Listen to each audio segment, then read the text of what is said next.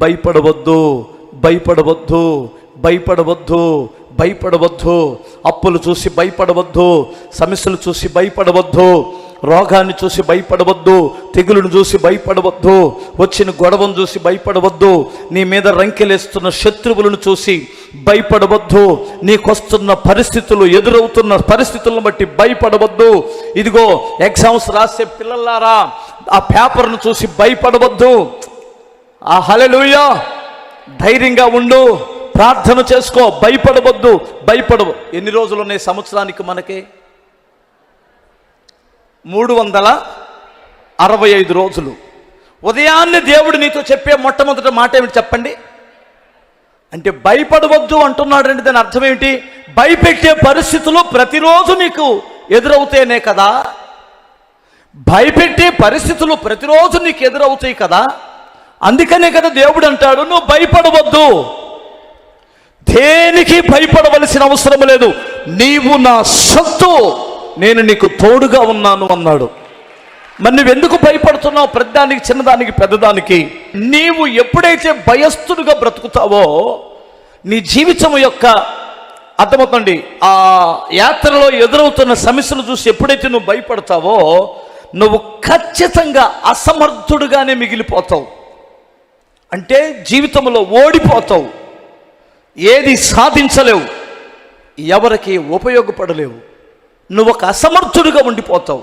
ఎంతమందికి అర్థమవుతుంది? గిద్యోను అని ఒక న్యాయాధిపతి ఉన్నాడు బైబిల్లో. అతడు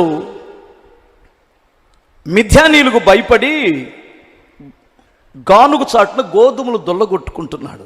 పరలోకం నుండి దిగొచ్చినటువంటి దేవదూత ఏమన్నదంటే, పరాక్రమము గల బలాఢ్యుడా, భయపడకు, యెహోవా నీకు తోడై ఉన్నాడు అన్నాడు. పిరికి వాడితో దేవుని దూత అంటుంది, పరాక్రమము గల బలాఢ్యుడా, దేవుడు నీకు తోడుగా ఉన్నాడు. వెంటనే ఇతను ఏమన్నాడంటే, నేనా?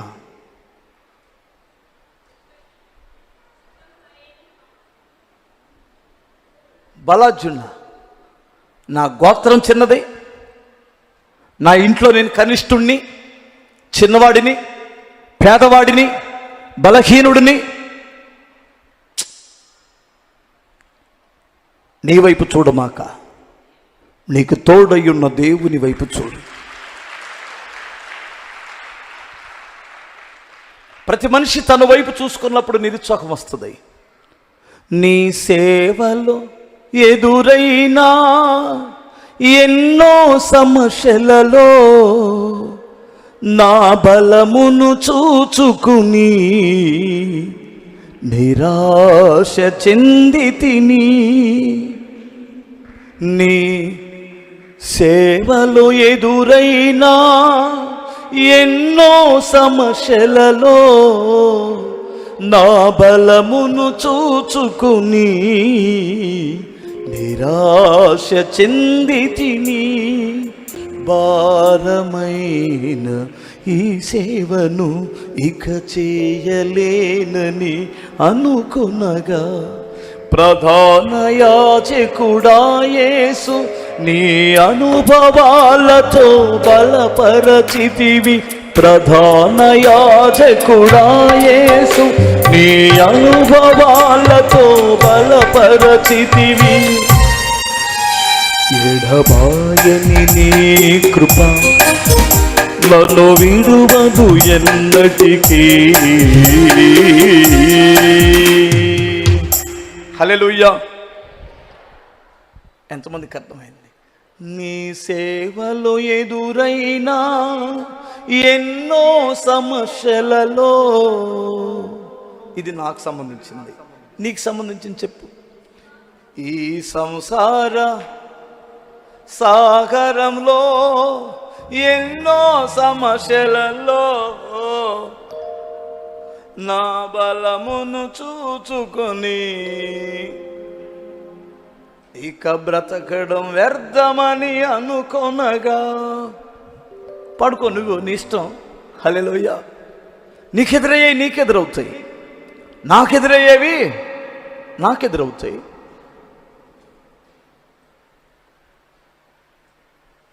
గిద్యోనుతో ఆ మాట అన్నప్పుడు అతనికి అర్థం కాలేదు. దేవుడు నీ ద్వారా నేను మిద్యానీయులకి శత్రువుని అంతమొందించి ఇశ్రాయేలుకి నేను జయాన్ని ఇస్తాను, నువ్వు యుద్ధానికి బయలుదేరన్నాడు.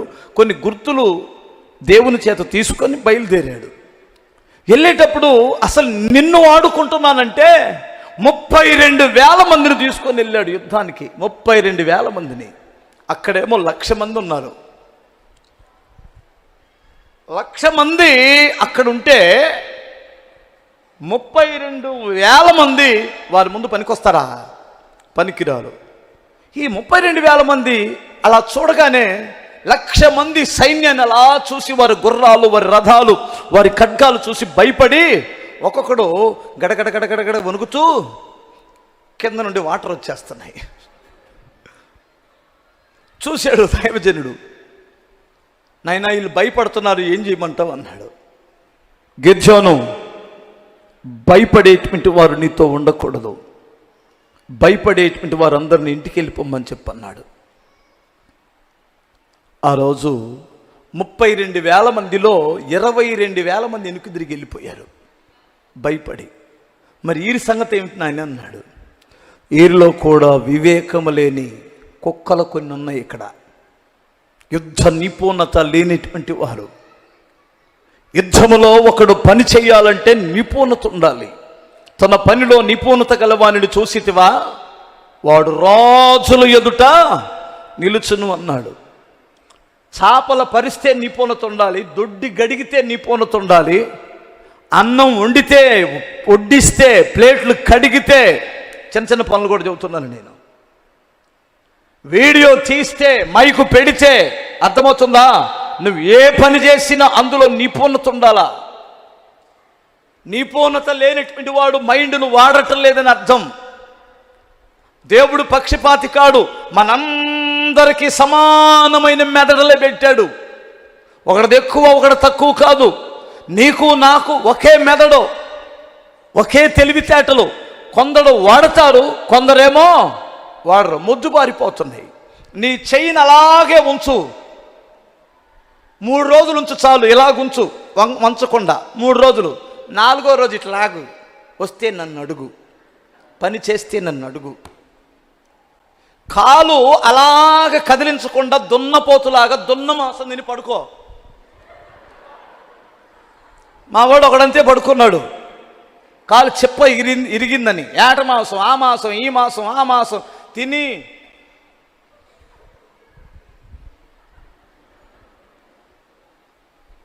అర్థం చేసుకోండి. మైండ్ని కదిలించండి, స్తోత్రం చెప్పాలి. మైండ్ని వాడండి, దేవుని కొరకు వాడండి. ఏ పని చేసినా వాడండి. ఆ వైరు మడతేసినా కానీ మైండ్ పని చేయనివ్వండి. ఇప్పుడు మడతేస్తున్నాం, టగటగటగటగటగ మడతేస్తున్నాం. నెక్స్ట్ తీసేటప్పుడు ఇది ఎలా వచ్చింది, చిక్కుబడిద్ది అనేది కూడా మైండ్ ఉండాలా. ప్రతిదీ. ఒక పుస్తకం తిరగేస్తే కూడా, హల్లెలూయా, ఒకవాడు పుస్తకం తిరగేస్తాడా, ఆ పుస్తకం తీసేటప్పుడే వాడు బ్రతికేంటి అర్థమైంది.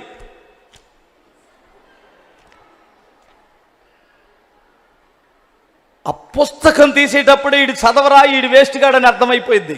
అర్థమవుతుందండి. ఒక పిల్లవాడు చక్కగా అలా చాలా జాగ్రత్తగా ఆ పేజీలు తిరగేస్తాడు. బైబిల్ తీసేటప్పుడు కూడా ఒకడు బైబిల్ తీస్తుంటేనే అర్థమైంది ఈడు ఎంత శ్రద్ధగాడో. డోర్ వేస్తే అర్థమైంది ఈడు ఎంత నిపుణత కలిగినటువంటి వాడో. అర్థమవుతుందా? దోమల డోర్ వేసేటప్పుడు అర్థమైంది. ఒక్కొక్క పెద్దక్క దోమల డోర్ తీసిందా, మరలా డోర్ వేయదు. ఎందుకంటే గుడ్డు గీతకు తెలివి ఉండదు కదా. డోర్ వేసేటప్పుడు అర్థమైంది వారు నిపుణత కలిగినటువంటి వారా కాదా. ప్రతిదీ మీరు అబ్జర్వేషన్ చెయ్యండి. స్త్రీలైతే నడిచేటప్పుడు అర్థమైంది వారి తెలివితేటలు, వారి జ్ఞానం, వారి చీర కట్టుట్లో అర్థమైంది ఆమెలో ఉన్నటువంటి నిపుణత. ఏమనుకోమాకండే, స్తోత్రం చెప్పాలి. నేను చదువుకున్నాను, నాకు డిగ్రీలు ఉన్నాయని నువ్వు ఆ డిగ్రీలన్నీ తీసుకొని వెళ్తే నీకు ఉద్యోగం రాదు. అర్థమవుతుందా? ఎవరో చెప్పారు నాకు, తెలివైనటువంటి వాడు అన్ని క్వశ్చన్స్ వేసిన తర్వాత, అర్థమవుతుందా, నువ్వు ఇప్పుడు ఎక్కొచ్చిన బిల్డింగ్కి ఎన్ని మెట్లు అని అడిగాడంట.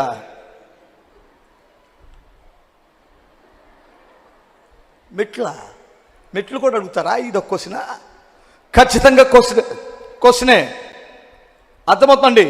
ఎందుకంటే ఈడు ఎక్కొచ్చిన బిల్డింగ్కి ఎన్ని మెట్లో అసలు మళ్ళా ఎక్కుతాననే నమ్మకాలు ఈడుకున్నాయా అయినా లెక్కేసుకోవాలి.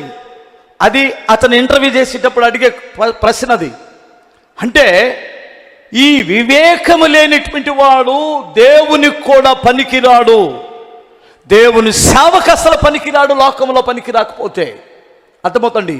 అందుకని ఈ ఉన్నటువంటి ఈ 10,000 మందిని మంచినీళ్ళ దగ్గరికి వెళ్ళు.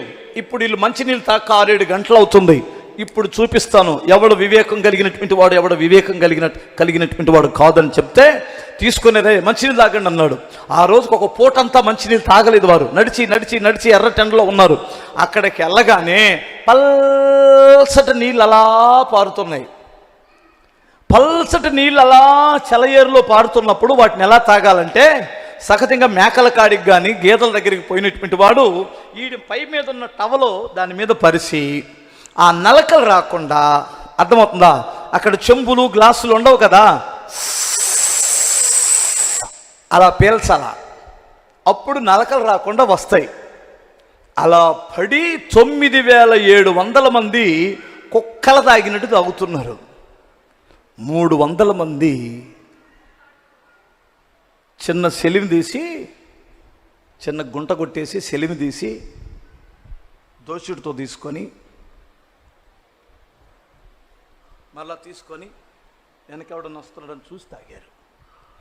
ఈ 300 మందిని పక్కన పెట్టు. ఆ ఎవరం తక్కువ గుడ్లు ఉన్నాయే, దున్నపోతులు ఉన్నాయే, ఆ దున్నపోతులన్నింటిని ఒక దరిని తరుమన్నాడు. ఏమనుకోమాకండి, స్తోత్రం చెప్పాలి. అదేంటి ప్రభువా, ఆడు 22,000 మంది పోయారు, 9,700 మందిని పక్కన పెట్టేశారు అంటే, ఒరి పిచ్చోడా, జనసంఖ్య నాకు అవసరం లేదురా. ధైర్యము కలిగిన యోధులు, వివేకము కలిగిన వారు నాకు ఉంటే శత్రువుని అంతమొందించే శక్తిని వారికి ఇస్తానన్నాడు. కొట్టో చప్పట్ల గట్టిగా, హల్లెలూయా. ఈడు దొరికింది కదా అని నీళ్లు బోర్లబడి తాగితే శత్రువు ఒక్కసారి మీద పడి వాడి తలలో తెగ నరికేస్తారు కదా. వివేకము లేనిటువంటి వాడు యుద్ధములో పని చెయ్యడు. పక్కన పెట్టు. వివేకము కలిగినటువంటి వాడిని యుద్ధములో వాడుకో. నేను నీకు తోడుగా ఉంటాను. 9,700 మందిని ఇంటికి పంపించేసి నిర్దాక్షిణంగా 300 మందితో యుద్ధానికి వెళ్తే జయం వీరి సొంతమైంది. బా సూపర్, కొట్టారు, కొట్టో. ఈ 300 మంది యోధులు ఇశ్రాయేలు యొక్క పాలెములోనికి, పట్టణాల్లోనికి ప్రవేశిస్తే స్త్రీలు తంబుర్లతోనూ సితార్లతోనూ వీరికి స్వాగతం పలుకుతున్నారు. తంబుర్లతో సితార్లతో స్త్రీలు. ఎందుకంటే స్త్రీలు ఎందుకు పాడతారంటే, మగవారు ఎప్పుడైతే చనిపోయారో ఆడవారిని ఆ శత్రువులు వచ్చి నిర్దాక్షిణ్యంగా పాడు చేస్తారు. గర్భిణీ స్త్రీలైతే వారి గర్భాలను కోసిపడేస్తారు. అర్థమవుతుంది. వారి పిండాలు దుష్పడేటట్లు అంత క్రూరంగా ప్రవర్తిస్తారు. చిన్న పెద్ద తేడా, ఇష్టం అయిష్టం అనేది తేడా లేకుండా పాడు చేస్తారు వాళ్ళని, స్త్రీలని. వారిని ఒక ఆట వస్తువులాగా వాడుకుంటారు ఆ శత్రువులు. అందుకు యుద్ధములో జయమొస్తే స్త్రీలు నాట్యమాడతారు. ఎందుకంటే స్వతంత్రత వచ్చింది, కాపుదల వచ్చింది స్త్రీలకని. అప్పుడు వాళ్ళంతా ఎదుర్కొంటూ వెళ్తున్నప్పుడు, ఆరాధన చేసుకుంటూ వారిని కనపరుస్తూ వెళ్తున్నప్పుడు, ఈ 31,700 మంది ఉన్నారే, 31,700 మంది ఉన్నారే, సిగ్గుతో తలదించుకున్నారు, సిగ్గుపడిపోయారు. ముందొచ్చిన 22,000 మంది సిగ్గుపడిపోయారు.